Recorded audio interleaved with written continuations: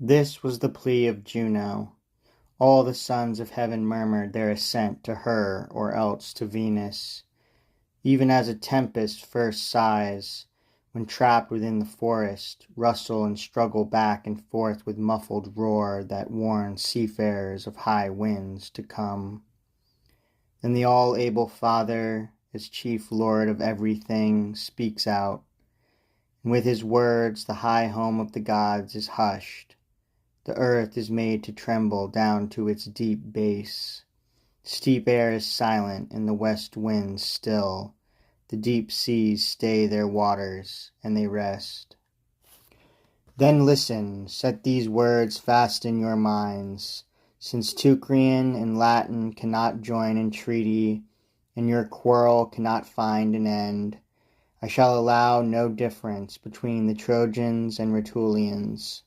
Whatever fortune each may find today, what hope each side may follow, I shall not care if the Trojans are besieged because of the Italians' destiny, or for their own mistakes or their misguided omens.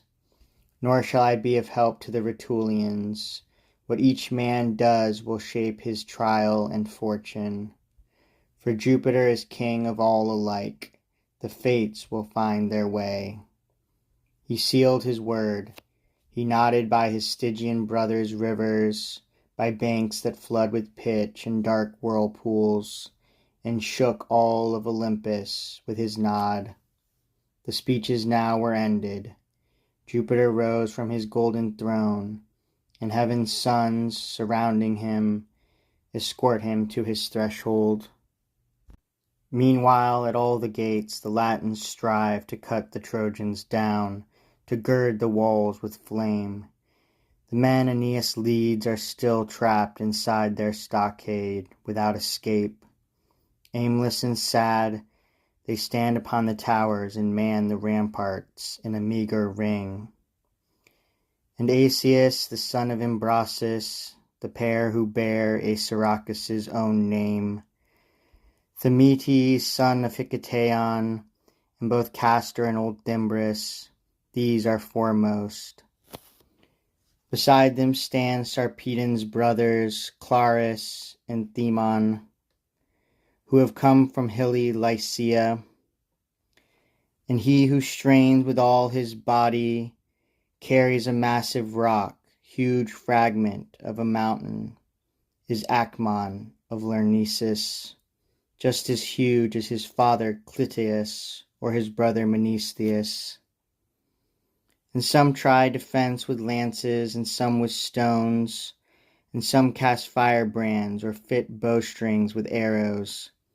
And the Dardan boy himself, the favored one of Venus, handsome head uncovered, glitters just as a jewel set in tawny gold, as an adornment for the neck or head.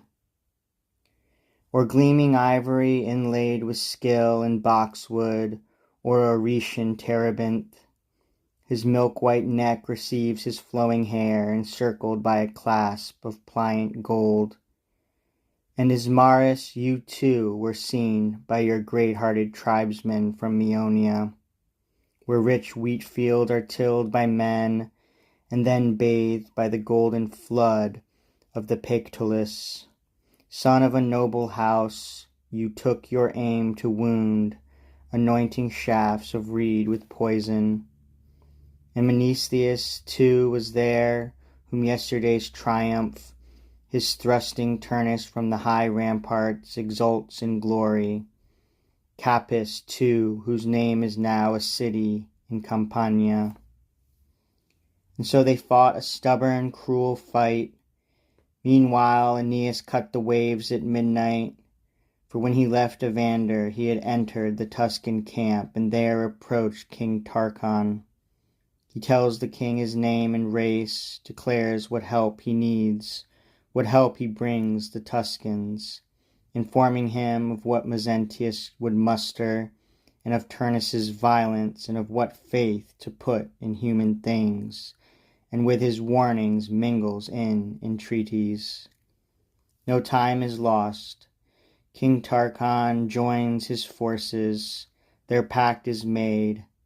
And then the Lydian nation, free now from fate's restraint, at last beneath a foreign leader by the gods' command, takes ship. First in the fleet, Aeneas's galley, beneath its beak are Phrygian lions, and above them towering the Mount of Ida, a scene most welcome to the exiled Trojans. Here great Aeneas sits, considering the many and inconstant ways of war. And Pallas at his left clings close and asks about the stars, and how they chart a path for us across the darkened night, and what trials had Aeneas faced on land and sea.